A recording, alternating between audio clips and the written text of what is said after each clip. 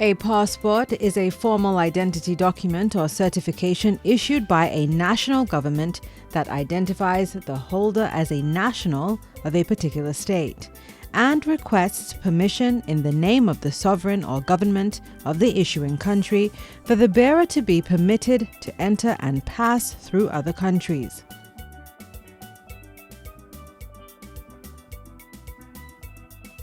Passports are connected with the right of legal protection abroad and the right to enter one's country of nationality.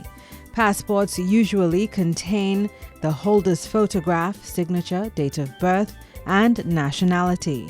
It is also identified as a primary form of identification.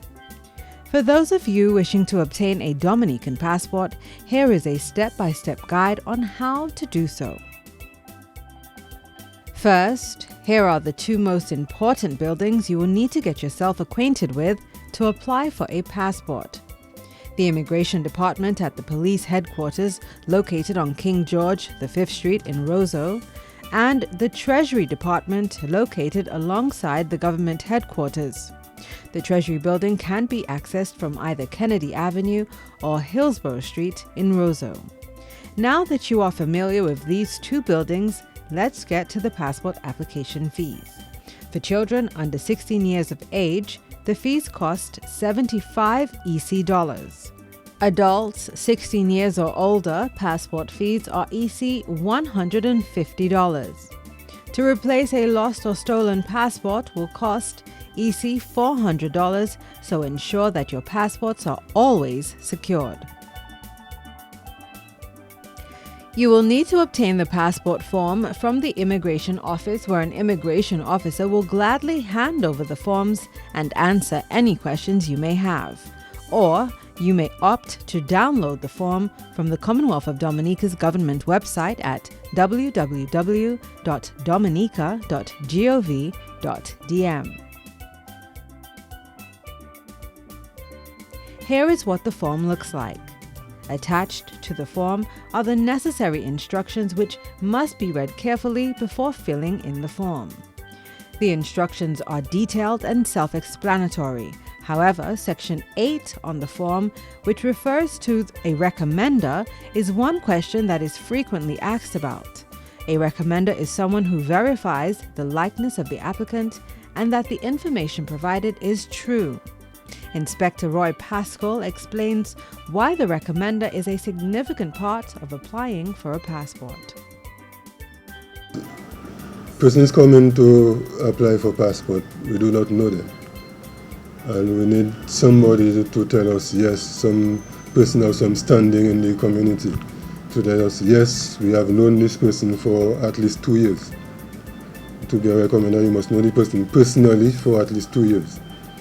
So if a citizen of Dominica of some standing tells us, yes, they have known the person for at least 2 years, then we take their word for it. A recommender must be someone who has a high rank in society.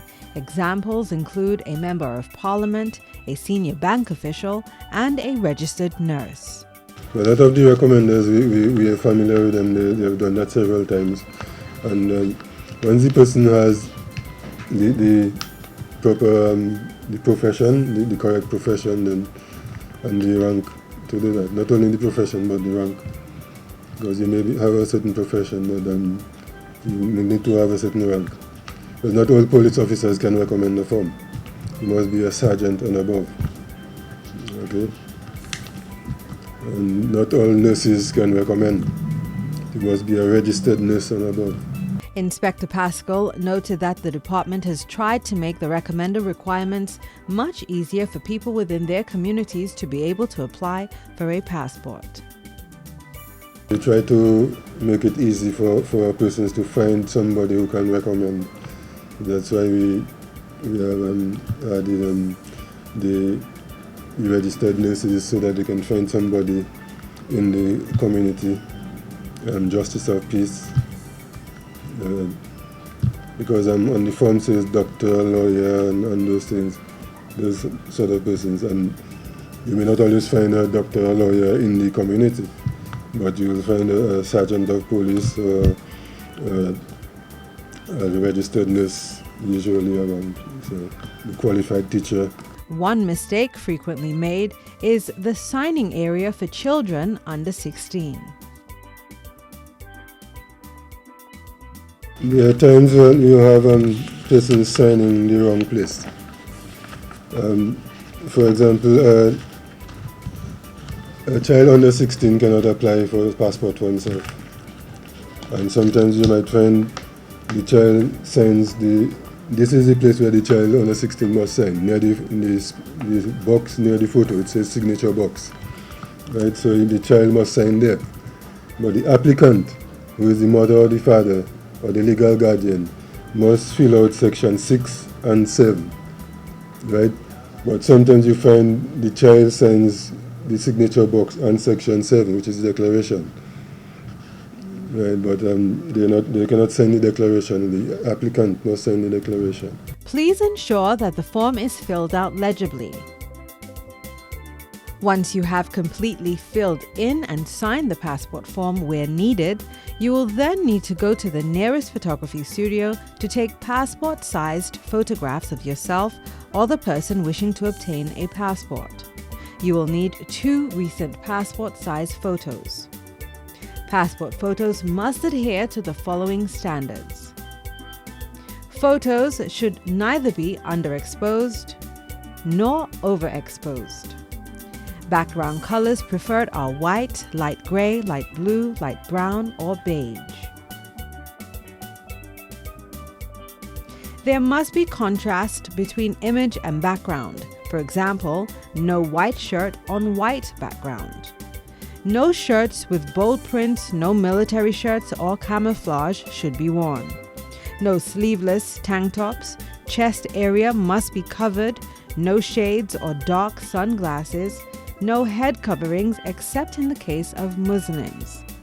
Facial expression must be neutral. However, the person may smile, but mouth must not be open.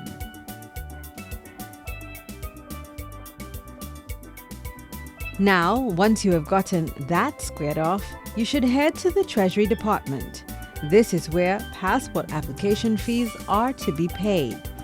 A birth certificate and a marriage certificate, if the female applicant is married, must be presented to the cashier at the Treasury Department before fees are paid. You will be given a receipt from the Treasury Department as proof of payment of application fee. Do not misplace this receipt, as you will need to hand it in to the Immigration Department along with your passport form and other important documents. You will also need to submit both the original and copy of your birth certificate. Once you have your birth and/or marriage certificates, the filled-in passport forms, passport-size pictures, and your receipt from the Treasury Department, you are ready to hand in your documents to the Immigration Department. Before you do, here are further pertinent details you must know. For first-time applicants, an interview with the Inspector of Immigration is required. If you are of Dominican parentage, wishing to obtain a Dominican passport, you must present your parents' original birth certificate along with your own. According to the law, if you were born before independence in a place which is not a British protected state, for example, if you were born in Guadeloupe in 1974, you would have to apply for citizenship. But if you were born in Guadeloupe after independence, anytime after 3rd November 1978, no matter where you're born outside of Dominica, you are a citizen of Dominica. All you have to do is provide your birth certificate, which will state who are your parents. And you can qualify for either parent. Your birth certificate will say who are your parents, and your parents' birth certificate will say that they were born Dominicans. So that qualifies you for a passport. Persons collecting passports on behalf of an applicant must have a written notarized order done in the presence of a notary public from the applicant. This applies even if the person brought in the application form on behalf of the applicant. It's a very sensitive situation because, as the saying goes, when things happen, you must put things in place to prevent it happening again.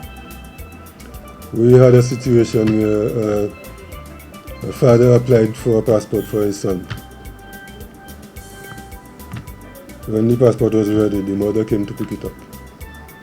The department did not see any issue with giving the mother the passport, the child's mother and the father. The father applied for it, yes, but the mother came for it. We didn't see any problem giving it to the mother. Lo and behold, the father comes to pick up the passport. And we tell him that the mother has picked it up. Then later on, we got a lawyer paper asking us with whose authority we gave the mother the passport. See, so we have to guard ourselves against those things. A notarized letter also applies for children over 16. Passports which have been lost, stolen, or damaged must be reported to the Immigration Department in Roseau, the nearest police station, or the Dominica consulate. The normal processing time for passports is 2 weeks. In an emergency, for example, in the case of an illness, passports can be processed almost immediately or within 2 to 3 working days.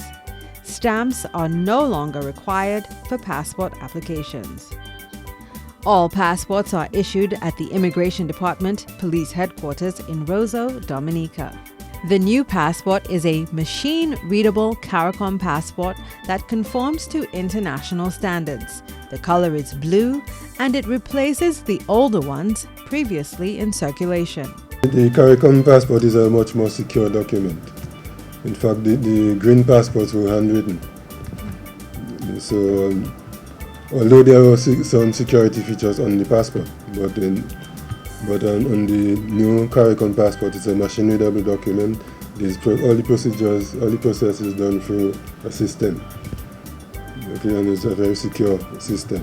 The new passports cannot be fraudulently accessed or forged. In efforts to prevent counterfeit documents, the inspector at the immigration office described the process that the new passports undergo as efficient and effective. For more information, contact the Passport and Immigration Department at the police headquarters on Bath Road, Roseau, Commonwealth of Dominica. Their telephone number is 767-266-5159. Their fax number is 767-448-6204. If you'd like to send an email, you can email the Immigration Department at cdpf@dominica.gov.dm.